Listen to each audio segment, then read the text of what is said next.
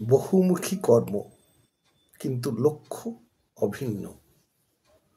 ধ্যান জপাদি অন্তর্মুখ কর্ম ছাড়াও নানা প্রকার আপাত বহির্মুখ কর্মে ব্রহ্মচারী লিপ্ত হন। কৃষিকাজ, শিল্পকর্ম, বিদ্যালয়, হাসপাতাল, সেবা প্রতিষ্ঠান নির্মাণ, পরিচালনা ইত্যাদি নানা কর্মে তিনি সঙ্গী সাথীদের নিয়ে নিরন্তর নিমগ্ন। সংসার নেই, ভক্তেরা টাকা পয়সা দিচ্ছেন, খাওয়ার চিন্তা নেই, সুতরাং কাজও নেই।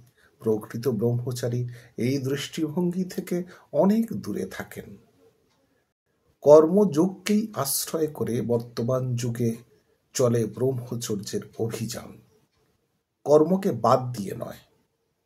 ব্রহ্মচারীর ধ্যান সমাধিরূপ সুগভীর অন্তর্মুখ কর্মের মধ্যে নিহিত থাকে ভবিষ্যতের বিরাট বিশাল বৈপ্লবিক কর্মের প্রস্তুতি।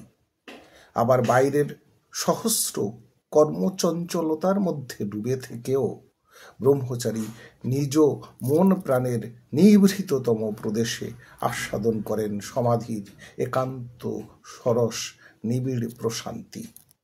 কর্ম এবং যোগ এভাবে ব্রহ্মচারীর জীবনে পরস্পরের পরিপূরক, প্রতিযোগী বা প্রতিদ্বন্দ্বী নয়। কর্মযোগ সাধনার সুফল বহুবিধ। দেহ ও মনকে নিরন্তর তাড়িয়ে নিয়ে বেড়ালে তাতে কামরূপী মাছি বসতে পারে না। ফলে সংক্রমণের বিস্তার ঘটার পথ অনেকটা রুদ্ধ। ধ্যায়ত বিষয়ান পুংসহ ইত্যাদি মন্ত্রে গীতায় অধোগমনের এই প্রক্রিয়াটি সবিশেষ বর্ণিত। নিরন্তর বিষয় ধ্যান নয়, তাহলে আরেকটি কর্মযোগ হয় না।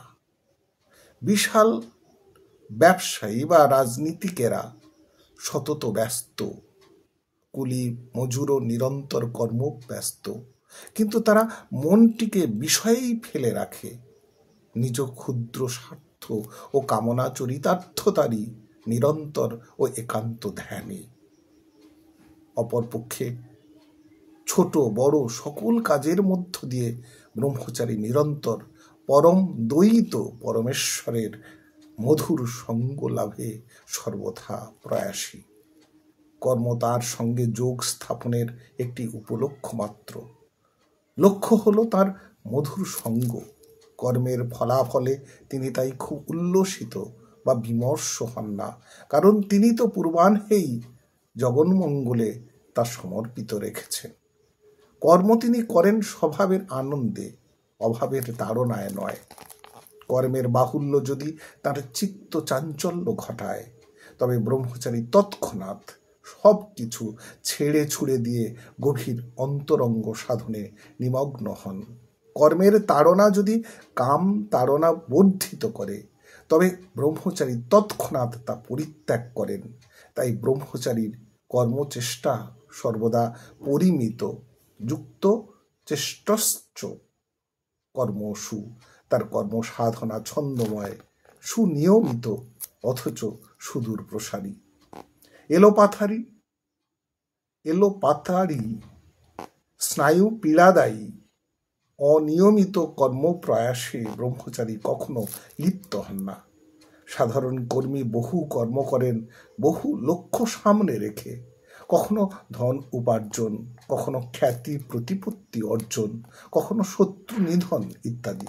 ব্রহ্মচারী বহু কর্ম করেন, কিন্তু সর্বদা তাঁর একটিমাত্র লক্ষ্য রেখে, সেটি হল জগন মঙ্গল ও ঈশ্বরীয় প্রীতি। সাধারণ কর্মীর কর্ম প্রভাবে ঘটে চিত্ত বিক্ষেপ ও কর্মবন্ধন। ব্রহ্মচারীর কর্মযোগে ঘটে চিত্তের প্রশান্তি এবং নৈষ্কর্ম সিদ্ধি। পাঠ করলাম ব্রহ্মচর্য ও কর্মযোগ শিরোনাম প্রবন্ধ থেকে। বহুমুখী কর্ম, কিন্তু লক্ষ্য অভিন্ন। ব্রহ্মচর্য বিজ্ঞান গ্রন্থ থেকে। সৌজন্যে গীতা প্রেস। ধন্যবাদ।